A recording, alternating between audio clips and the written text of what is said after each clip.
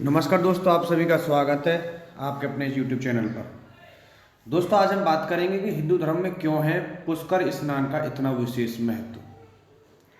यह कथा उतनी ही पुरानी है जितनी पुरानी सृष्टि। एक बार सृष्टि के रचयिता ब्रह्मा जी ने पृथ्वी लोक पर यज्ञ करने का निश्चय किया। उस समय पृथ्वी पर वज्रनाभ नाम के राक्षस का आतंक चारों ओर फैला हुआ था। वह बच्चों को जन्म लेते ही मार देता था। उसके आतंक की कहानियां ब्रह्मलोक तक पहुंची। ब्रह्मा जी ने उस दैत्य का अंत करने का निश्चय किया। उन्होंने अपने कमल पुष्प से उस दैत्य का भीषण प्रहार कर उसका अंत कर दिया। उस पुष्प का प्रहार इतना प्रचंड था कि जहां वह गिरा उस स्थान पर एक विशाल सरोवर बन गया। पुष्कर यानी कमल, अर्थात कमल और कर, कर का मतलब हाथ। हाथ से पुष्प द्वारा किए गए आघात से इस सरोवर के निर्माण होने के कारण इसका नाम पुष्कर सरोवर हो गया। और ब्रह्मा जी द्वारा यहाँ यज्ञ करने से इस सरोवर को आदि तीर्थ होने का पुण्य भी प्राप्त है।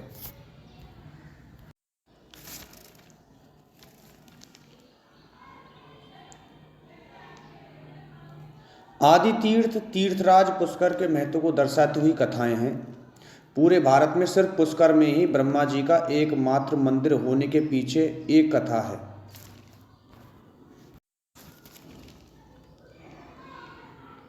स्थानीय मान्यता के अनुसार यह कथा देवी सावित्री के ब्रह्मा जी को शाप देने से जुड़ी है। ब्रह्मा जी ने पुष्कर को यज्ञ क्षेत्र के रूप में चुना।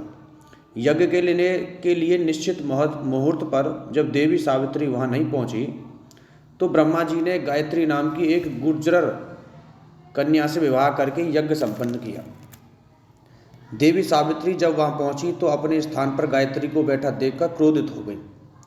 उन्होंने ब्रह्मा जी को शाप दिया कि संपूर्ण पृथ्वी पर पुष्कर को छोड़कर उनकी कहीं भी पूजा नहीं होगी। संपूर्ण विश्व में ब्रह्मा जी के इसी एकमात्र मंदिर के कारण ही मंदिरों की नगरी पुष्कर को विशिष्ट पहचान और महत्ता है। ऐसी मान्यता है कि यहाँ किया हुआ जप तप पूजा पाठ और यज्ञ अक्षय फल देने वाला होता है। विशेष रूप से कार्तिक एकादशी से लेकर पूर्णिमा तक पुष्कर यात्रा का पूर्णतः फल यज्ञ पर्वत पर स्थित अगस्त्य कुंड में स्नान करने पर ही मिलता है। शास्त्रों और पुराणों के अनुसार तीर्थों के गुरु पुष्कर की महत्ता इससे स्पष्ट हो जाती है कि पुष्कर स्नान के बिना चारों धाम की यात्रा का पुण्य फल भी अधूरा रहता है। अगर किसी व्यक्ति ने चारों धामों की यात्रा कर ली है, अगर वो उसके बाद अगर पुष्कर स्नान नहीं किया है तो वो उसका फल उसको नहीं मिलेगा। अजमेर, अब ये बात कर लेते कि ये किस जगह स्थित है। अजमेर शहर से 11 किलोमीटर दूर 52 घाटों और लगभग 3 किलोमीटर के दायरे में फैला हुआ पुष्कर अपने मनोहारी छटा के कारण पूरे विश्व में प्रसिद्ध है।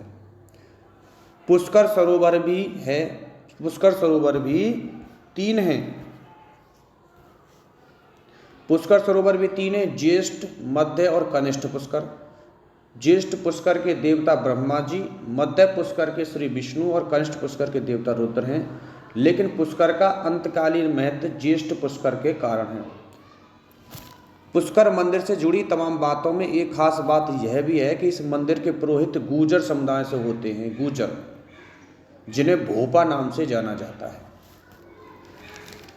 देव उठनी एकादशी से कार्तिक पूर्णिमा तक चलने वाले पुष्कर स्नान की महत्ता इससे ही सिद्ध होती है कि इनके बिना चारों धाम की यात्रा का पुण्य फल भी अधूरा रहता है। पूरे वर्ष में इन 5 दिनों में पुष्कर तीर्थ का विशेष महत्व है। कार्तिक पूर्णिमा के दिन यह महत्व और भी बढ़ जाता है और इन 5 दिनों को भीषम पंचक के नाम से भी जाना जाता है। तो दोस्तों, आज की इस वीडियो में आप सभी ने जाना कि हिंदू धर्म में आस्था के रूप में पुष्कर स्नान का क्या महत्व है। तो जो भी आस्थावान व्यक्ति, जो भी श्रद्धालु पुष्कर अगर जाते हैं तो एक बार पुष्कर स्नान करें और साथ ही उस अगस्त्य कुंड में भी स्नान करें, क्योंकि उसके बिना आपका पुष्कर स्नान अधूरा रहता है। और यह भी एक प्रमुखता है कि ब्रह्मा जी का आपने इस वीडियो के माध्यम से जाना कि केवल अकेला मंदिर पुष्कर में ही है।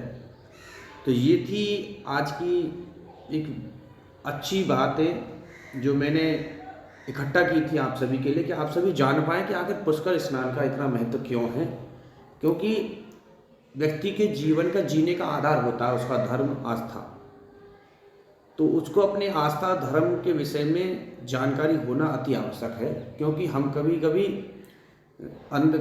अंधविश्वास के कारण या कम ज्ञान के कारण अपने धर्म के विषय में बातों को अच्छी तरह से नहीं बता पाते हैं। तो अच्छी बातें, सही बातें, सटीक बातें और जो बातें तथ्यपूर्ण हैं उनको हमें जानना चाहिए। और अगर आप ऐसी ही बातें जानना चाहते हैं तो चैनल के साथ आप जुड़ जाइए, क्योंकि मैं निरंतर आपके लिए ऐसी ही वीडियो जो आस्था से जुड़ी हुई हैं, रोजगार से जुड़ी हुई हैं और आपके जीवन से जुड़ी हुई हैं, मैं निरंतर लाने का प्रयास करता रहूँगा दोस्तों। तो धन्यवाद दोस्तों, नमस्कार दोस्तों।